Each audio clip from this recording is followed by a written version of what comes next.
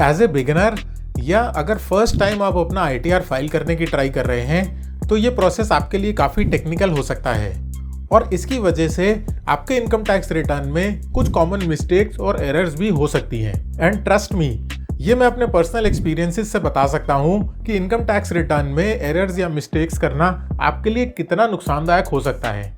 इस वीडियो में हम बात करेंगे 10 ऐसी मोस्ट कॉमन मिस्टेक्स जो बिगिनर्स अक्सर अपने इनकम टैक्स रिटर्न्स में करते हैं और उनको कैसे अवॉइड किया जा सकता है।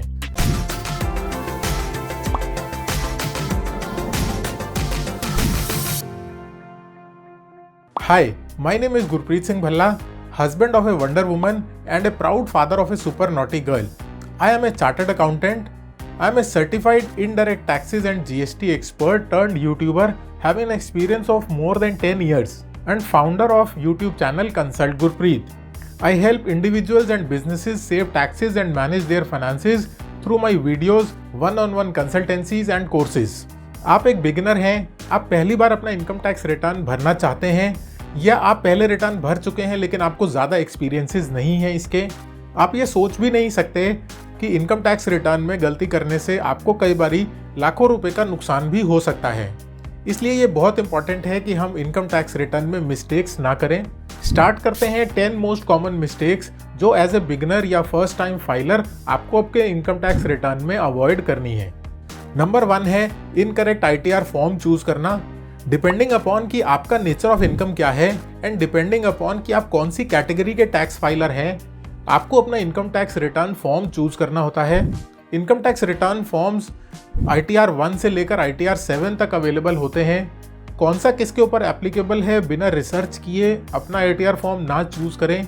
अगर आपसे नहीं हो पा रहा तो किसी प्रोफेशनल की हेल्प ले लें इसमें, लेकिन गलती मत करिए बिकॉज अगर आपने गलत ITR फॉर्म चूज कर लिया तो आपको इनकम टैक्स से नोटिस भी आ सकता है डिफेक्टिव रिटर्न का, या तो हो सकता है कि कई केसेस में आपका income tax return department process ही ना करे।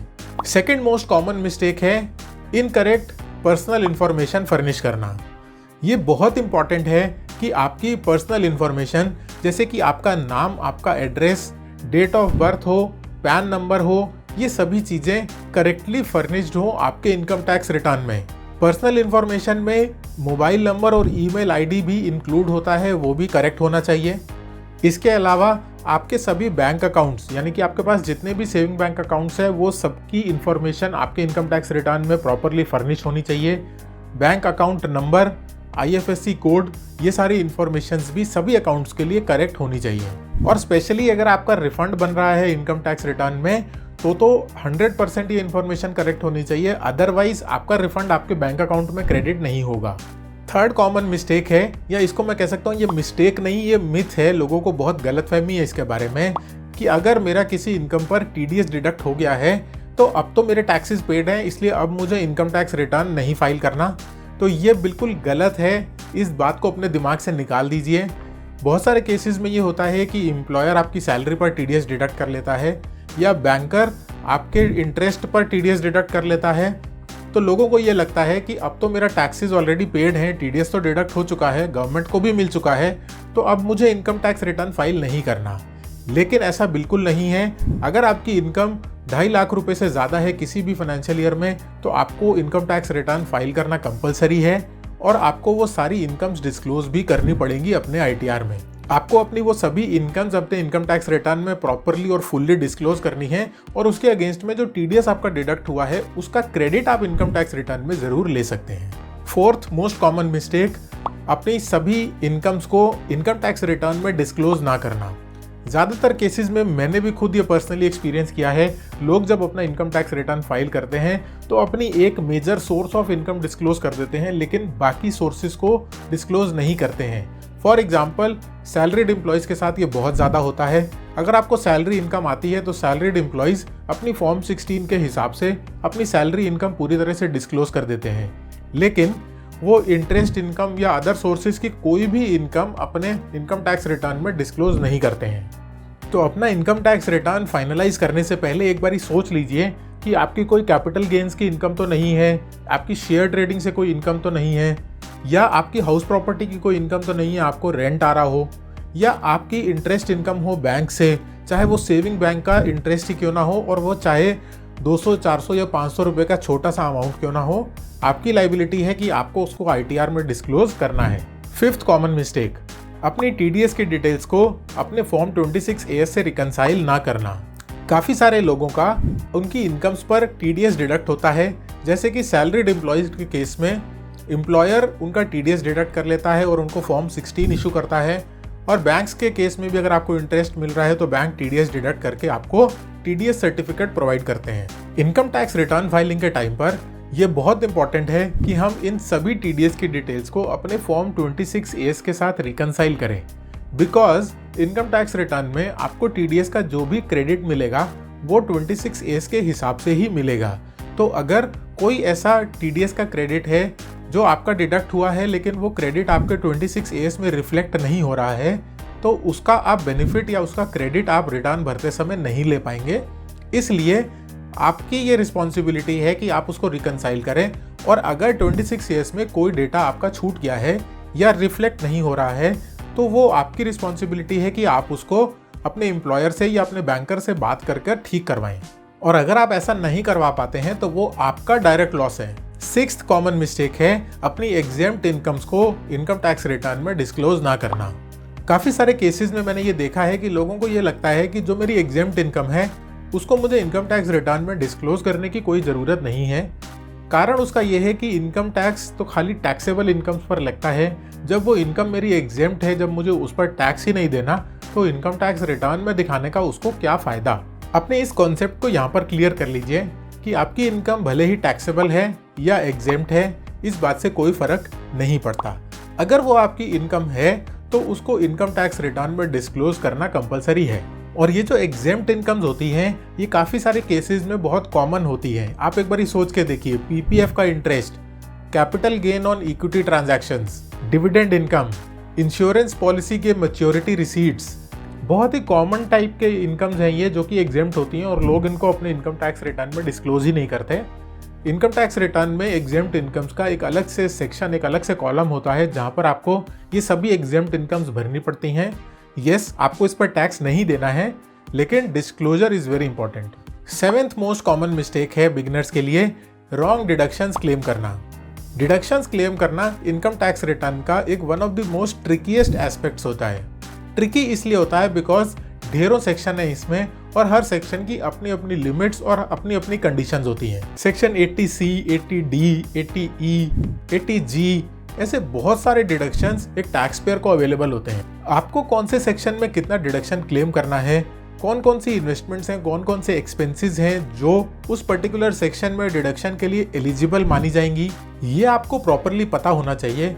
बिकॉज इसमें अगर आप गलती करेंगे तो आपको कुछ एडिशनल टैक्सेस तो देने ही पड़ेंगे और साथ में फ्यूचर में आपको इनकम टैक्स का नोटिस भी फेस करना पड़ेगा।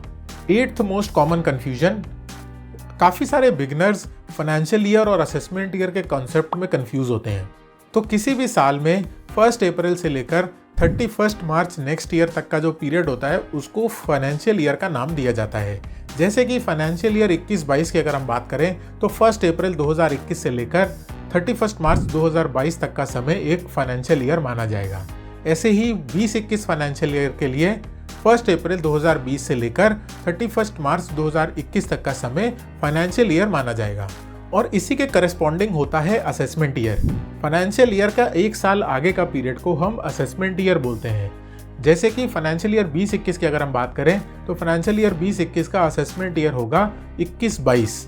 ये concept income tax return file करते समय बहुत इंपॉर्टेंट है ताकि आप सही असेसमेंट ईयर या सही फाइनेंशियल ईयर चूज कर पाएं जिसका आप एक्चुअल में रिटर्न फाइल करना चाहते हैं।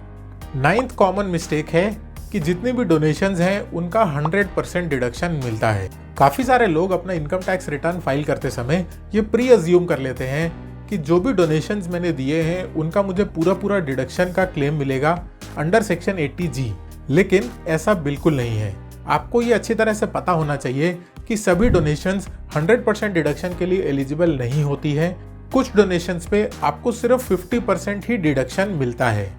इसलिए डोनेशन करते समय या ITR फाइल करते समय अपनी डोनेशन की रिसीट को प्रॉपरली चेक कर लें और उसके बेसिस पर ही ये डिटरमाइन करें कि आपको उस पर 50% डिडक्शन क्लेम करना है या 100% के लिए वो डोनेशन एलिजिबल है।